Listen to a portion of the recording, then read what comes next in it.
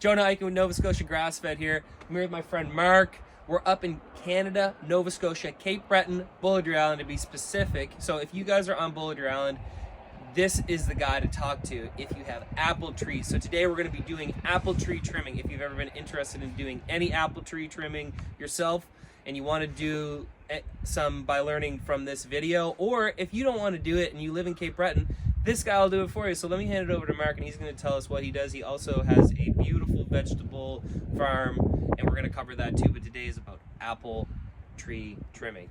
Mark, why don't you tell us about yourself and your farm? I'm Mark from Bulliardry Farm, here on beautiful Bulliardry Island in Cape Breton. During the summer, as Jonah says, I grow vegetables and make preserves, but during the winter I switch over to restoring old, overgrown apple trees.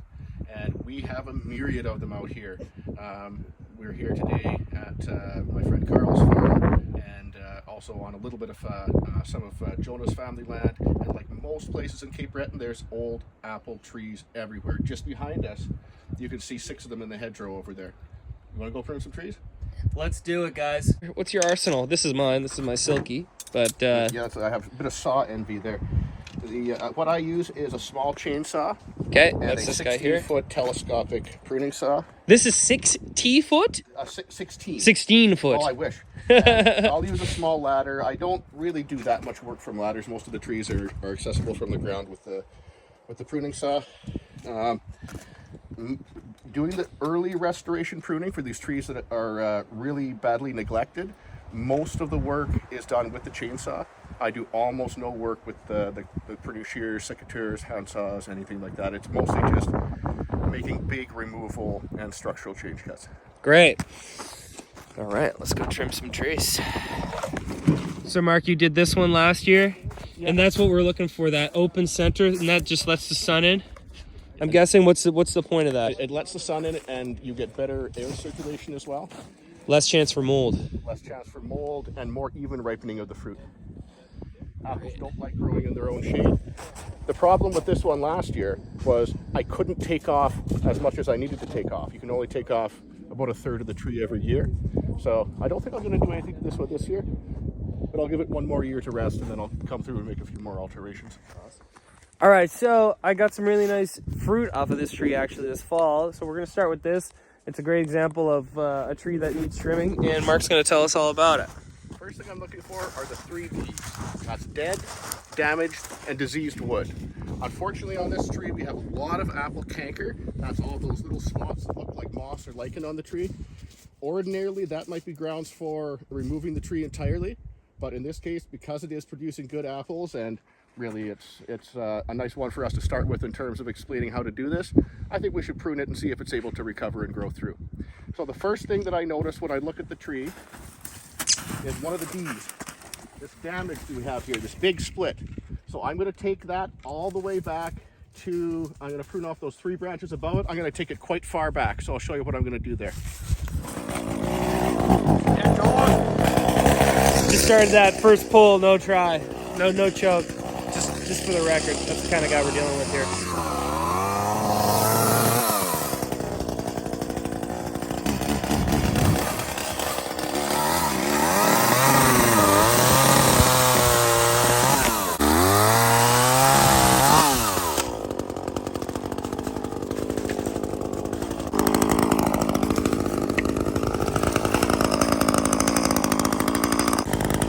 Skill, make use of yourself. Help Carl.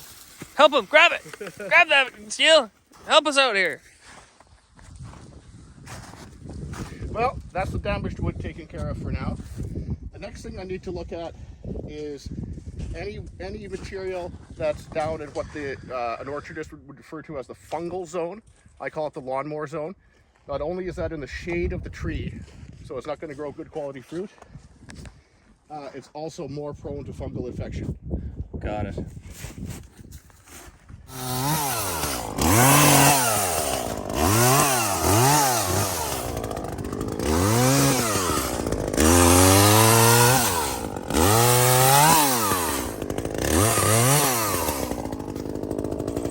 The fungal zone.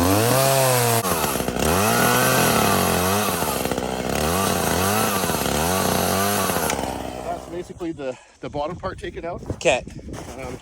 What I'm actually going to do with this one, because it's more or less 3 basically conjoined stems. Yeah. I'm going to leave 2 of the stems, Uh-huh. and I'm going to take out this 3rd one here. Okay.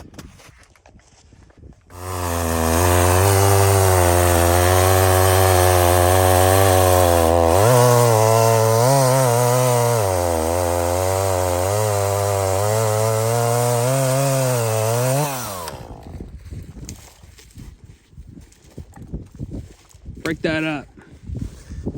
Come on, Carl. Show who's boss. Get that. Nice.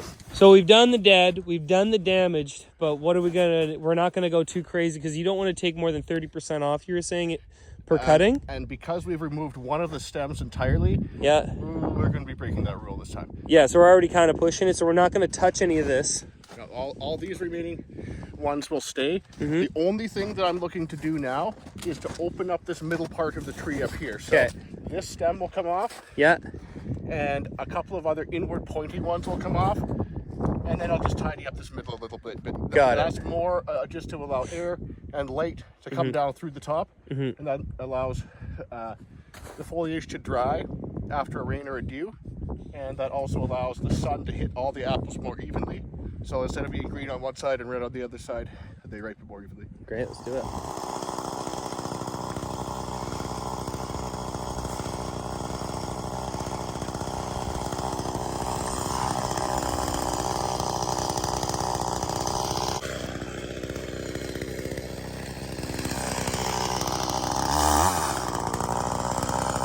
Recap for anybody trying to figure this stuff out at home. They say when you're done, you should be able to throw your hat through the middle of the tree. Okay.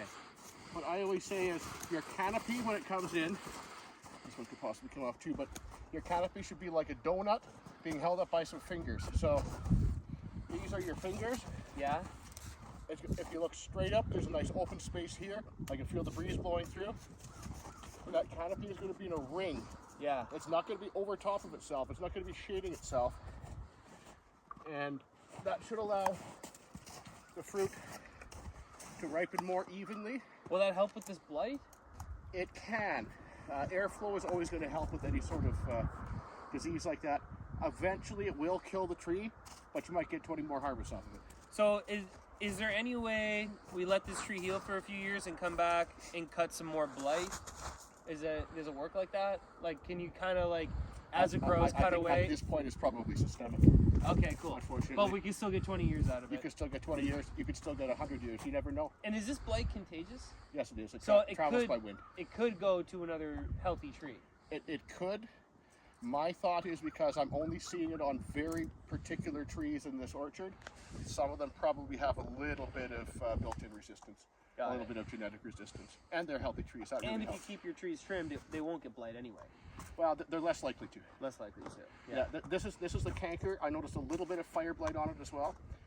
Fire blight is a very serious problem in apples right now. Okay. And there's a lot of breeding work being done to try to develop resistant varieties and resistant rootstocks.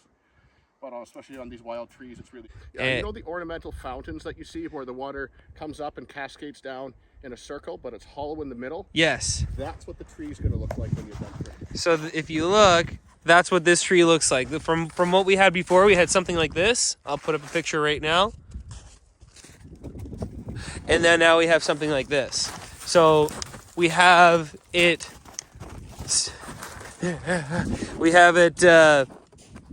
Just like what Mark just said.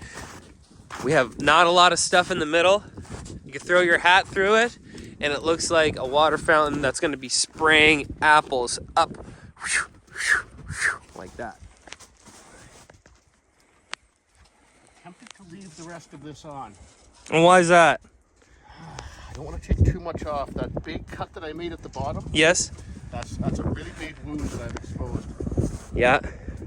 But it looks nice and opened up. I could definitely throw my hat through it. The problem is there's too many layers. Yeah. So it's growing in its own shade. I think I would give this one a year to see how it responds. Yeah. And then I would either take this top section, the entire top section here out, or I would start removing the branches from the bottom up, depending on how the tree responds. Now, will the trimming that we do now, have a beneficial or a detrimental effect on the yield of next season? Or will it depend? Like this cutting we're doing, this wounds and taking away 30%, is that going to make our yield higher next year, lower, make a difference? This depends. If you have good fruiting here, it should result in larger apples because we've cut off a lot of the fruiting buds. So we'll see the effects basically initially, like in the next growing season of what we did today. You will, yeah. For Great, cool. In here it is sped up, ripping and gripping, making sure that we give it lots of space in the middle for air and sun to get in, creating that beautiful donut, fountain, whatever visualization that you want to use. Next, we're going to talk about trees for grazing. We'll be fencing in the field next to this, and Mark is going to let me know which trees I should plant and how. So while I have Mark here, Mark is an expert on all things trees with agriculture and forage and all that great stuff. He's not just a A1 arborist. So I had Greg Judy in this field, and he was saying that I should run a tree line up the middle of this field with trees that are good for grazing hogs and good for grazing cows. So I was thinking maybe some crab apples or chestnuts or something like that. But I'd like to hear your thoughts on that, Mark. Hazelnuts, whether there are domestic hazelnuts or European hazelnuts, both very good. Another thing, something like Jerusalem artichoke in the understory. There's all sorts of different ways you can go. For when you're talking about a windbreak, my natural thought for a windbreak would be along the crest of each of these hills. So you might have your food trees running through through the whole field, but if you have a windbreak and a windbreak, you're naturally dividing it up into different plots. So not only would you have a strip of food trees up the middle, you would do so in the winter we want to block the north wind, so the north wind is going to be coming here, and we're also going to be getting wind from the south up the lake from the southwest and southerly, so that not a bad wind, but that is going to be, that's kind of our wind is like that. You want to recreate this type of windbreak here that you have along this. Just right over here. Do you want to show over there, Hugh? What we got there? That's a hedgerow. It'd be separating my cousin's field from my father's field that I'll be farming, that we're standing in right now. So you would put that right up the middle, and then would you have some kind of contour? I would have spruce or pine, probably white spruce, planted along the crest of the hill. This crest here. And that crest, and on the other side, and I would still have that food tree corridor coming through the middle. Is there any, could you do food trees as well across the crest, or would it create a great, or is there a good hybrid tree that would be a windbreak and a food tree? Some of the columnar poplars and willows can be good, and then you can just either pollard that or coppice it, or just cut a certain number of branches off for forage. But they do tend to be taking up a fair bit of soil nutrition, so you have to be a bit careful with it. And you're saying I could just seed that. I don't need to spend the money on the saplings, where this is going to be somewhere I'm going to be farming for a number of years. If you do plant your fruit trees from seed in a row like this, what would be the quickest tree to start getting fruit off of if you planted it from seed? I would say probably hazel. How many years would that be? Anywhere from 5 to 10, depending on the cultivar. Yeah. The other thing that can be quite cost effective is to buy rootstock, apple tree or pear tree rootstock, and find somebody that has a locally adapted apple or pear trees, and then graft onto those. Just do your own grafting. Yeah. That's really the most cost-effective way of doing it.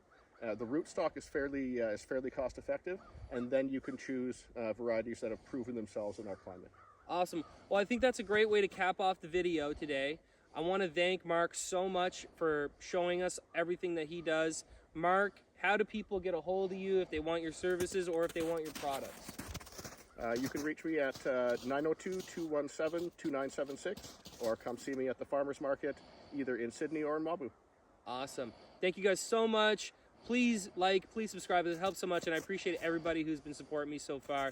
Let's keep it rolling. Nova Scotia grass-fed, totally vertically integrated from the ground up, right to your mouth, right here, a regenerative farm in Cape Breton, Nova Scotia. We'll catch you guys on the flip-flop.